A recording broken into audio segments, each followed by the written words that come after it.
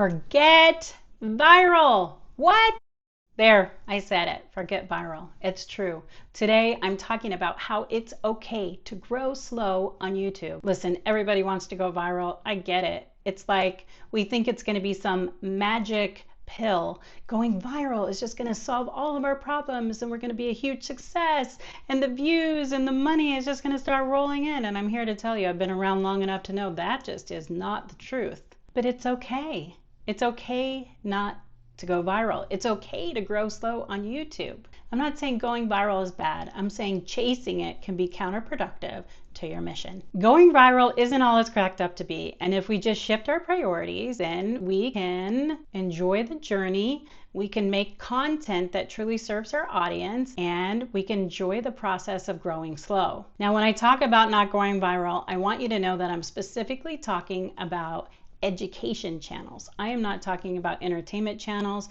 Entertainment channels is a whole different thing that I really know nothing about, other than the fact that they rely heavily on ad revenue, which means they're going to have to go viral. But if you have an educational channel like I do, or you're trying to promote your business, then I want you to know it's okay to grow slow.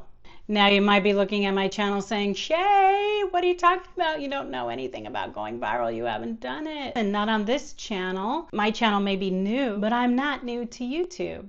I've been behind the scenes on YouTube for the last 10 years, and I've been managing Kelly Zitlow's YouTube pages. Kelly Zitlow is a top 1% mortgage producer. Over the last decade, her and I have actually created more than 1,500 videos together. And I can say, you know, over the last decade, we've made a lot of mistakes, but chasing viral was not something that we did. We were just focused on the mission, creating evergreen content that would serve the audience. So what do I mean when I say evergreen content? Evergreen content is content that's good today, but it's also going to be good years from now. This is often search-based content. When somebody is searching for an answer to their question or they want to learn about something on YouTube, they're going to search for it and your audience is going to find you. It takes longer when you're creating search-based content for people to find you because you got to wait until they have a need, until they're ready to do the searching. The content that you make today is relevant today and years from now. A lot of times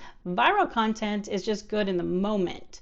But evergreen content is something that's good today and years from now. I want to show you an example of that on Kelly's channel. So I'm going to pop in to her analytics on her Mortgage How Do I page, and I'm going to show you two videos that were the top 2 performing videos from the last 28 days. And you can see here, one of the videos was created more than 1 year ago, and another one of the videos was created more than 2 years ago. And these happen to be the top watched videos in the last 28 days. And they were also the top 2 revenue producers as well for monetization. So you're getting all sad today because your video only got like 20 or 30 views, but you don't know what is going to happen tomorrow. On another channel that I manage, I actually had a video that had under 100 views for 6 months. And now we're a year and a half later on that video has close to 10,000 views. So just because you don't go viral in the moment doesn't mean that content wasn't valuable, doesn't mean it won't be successful in the future, and it doesn't mean it's not serving your audience.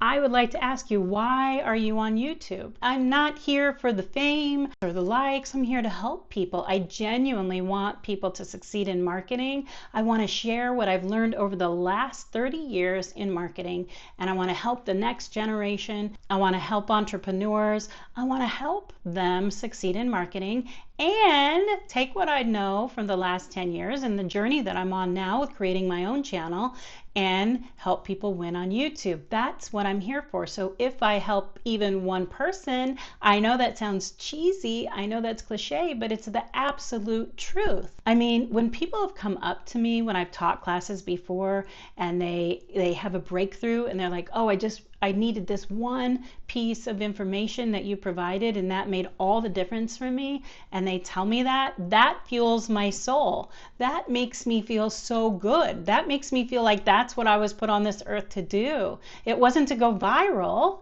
it was to help people. Now, obviously, I want to help as many people as possible, but I'm okay with being patient. I'm okay with helping one person at a time. I'm okay with one video at a time. I'm getting committed to the mission.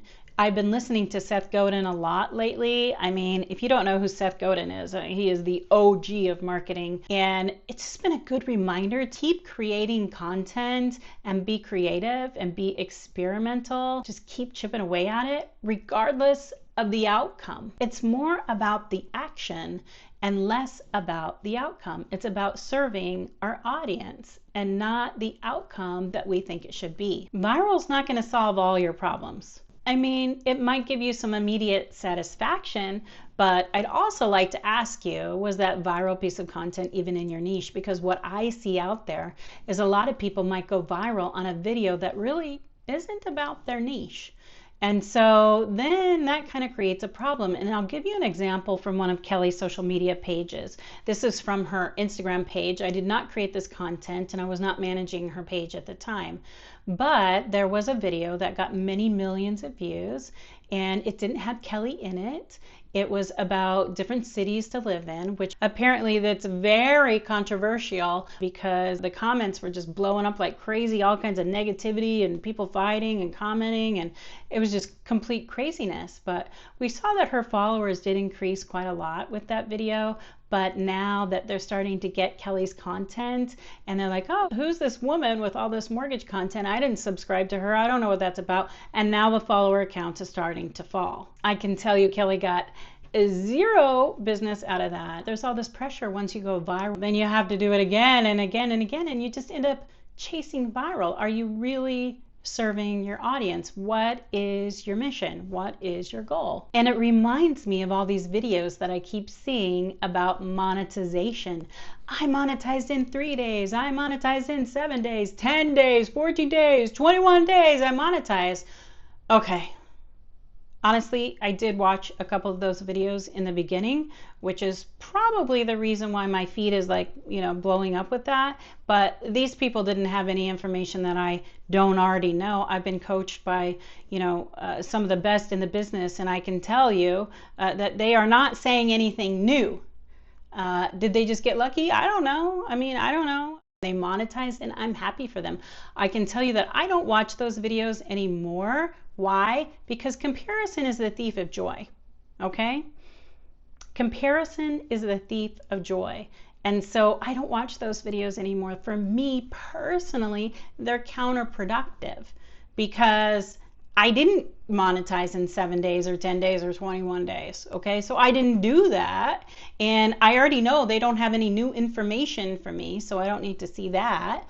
I just got to keep doing what I'm doing and not compare myself to others. What is my mission? I genuinely want to help people succeed in marketing. If I can help even one person, it's worth it for me. That's what I'm here for. I'm not here for vanity metrics.